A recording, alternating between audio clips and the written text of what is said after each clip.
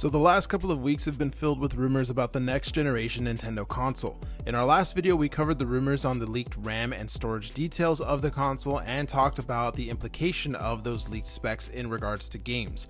If you missed that video, I highly recommend checking it out. But today, we're going to be talking about something else that directly affects games on the Switch 2, and that is backwards compatibility.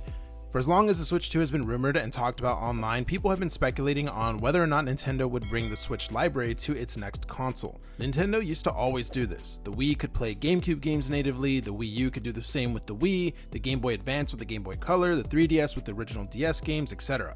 But they didn't do backwards compatibility with the Switch and the Wii U. But there is a lot of reasons for this. Number one, the Wii U used disc-based games and the Switch is cartridge-based. There's obviously a lack of compatibility there, and Nintendo doesn't seem like the type to make a whole separate disc drive add-on just for something like this. Number two is the hardware difference. Wii U was based on IBM PowerPC tri-core processors, whereas the Switch was using an NVIDIA-based Tegra X1 ARM processor.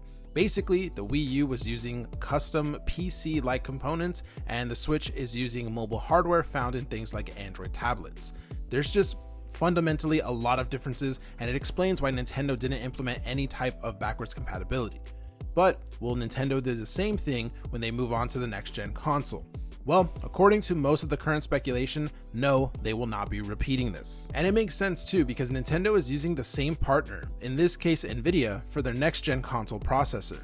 It's still going to be a hybrid console capable of handheld and docked play, and it's still going to be using cartridge-based games. Basically, everything is there for them to have a fully backwards compatible Switch successor. Apparently, both digital and physical Switch games will work on Switch 2. Nintendo confirmed that our current Nintendo Online accounts will be used on the next gen console, which could be an indicator of digital content moving over to the next console too. And it's even been leaked that the Switch 2 will use very similar cartridges as the current Switch with just a slight hardware difference. It's speculated that it'll be similar to the DS and the 3DS carts, basically the same, except the 3DS carts have a small little nub that the DS ones don't. Now personally, I'm really excited for all of this. If it ends up being true, then that means the Switch 2 is going to have a massive day one library. All the Switch games plus whatever next gen day one launches that Nintendo has planned, it's just going to be a massive library of games to play. And I imagine Nintendo is going to do what Sony did with the PS5 and its backwards compatibility with PS4 games. PS5 at launch had a pretty small library of actual PS5 games, but it had the entire PS4 library to help with that. And a lot of those games had a PS5 patch or update to utilize the extra power of the PS5, which made those games run at 60 FPS instead of 30, or run at higher resolutions versus the PS4 counterparts.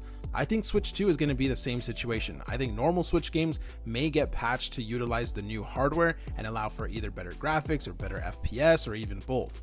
I mean, a ton of Switch games could definitely use that treatment. But yeah guys, Nintendo Switch 2 news seems to be getting more and more common, and as always, I will be covering it here on the channel as soon as we get it, so make sure to subscribe so you do not miss out. Hope you have a fantastic rest of your day, stay safe, and I'll see you guys in the next video.